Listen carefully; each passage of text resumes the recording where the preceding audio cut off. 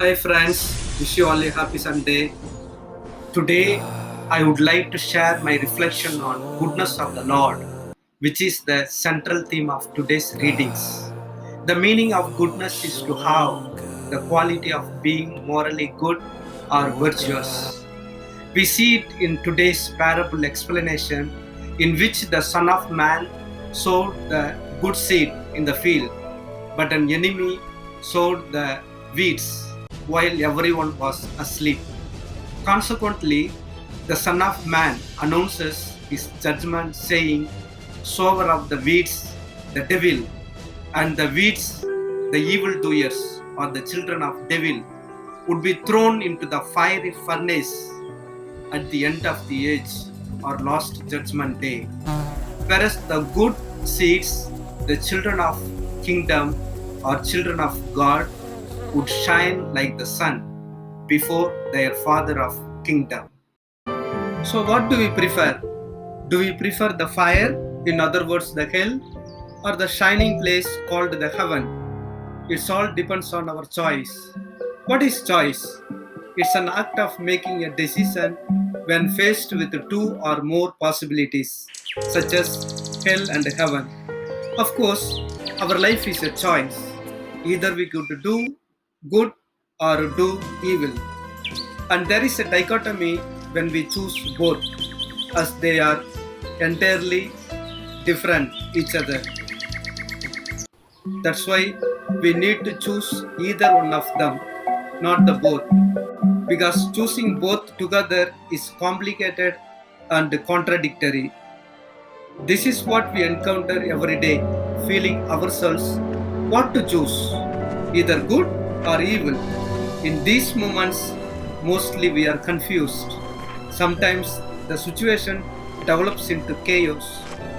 To make better So choice in these powerful. times, we need the guidance of God indeed, because God is good all the time, and thus we call him a good shepherd and a good Samaritan. There are so many biblical references to make a good decision. For example, we see in the letter of St. James, chapter 4, verse 7, submit yourselves therefore to God. Resist the devil, and he will flee from you. Likewise, we see in Proverbs number 3, verse 7, be not wise in your own eyes. Fear the Lord and turn away from evil. And in Psalm 37, verse 27, the psalmist says, depart from evil and do good, so you will abide forever. So, in these words, God invites us to seek Him, to make a better choice, to do good every day. Why should we do good? Because there are more blessings in doing good. We can see it in Galatians chapter 5, verses 19 to 23. St. Paul says, the effects of the corrupt nature or evil are obvious: illicit sex, perversion, idolatry, drug use, hatred, rivalry, jealousy, angry outbursts, selfish ambition, conflict, factions, envy, drunkenness, wild partying, and similar things. But the effects of spiritual nature are doing good produces love, joy, peace, patience, kindness, goodness, faithfulness, gentleness, and self control. There are no laws against things like that. Moreover, in doing evil, we will not rejoice. Rather, we will have guilty conscience, about which Saint Paul says in Corinthians chapter 13, verse 6. Love does not rejoice at wrongdoing, but rejoices with the truth.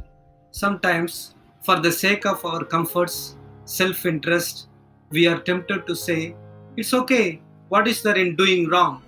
There are people more prosperous and successful in doing wrong things or evil things.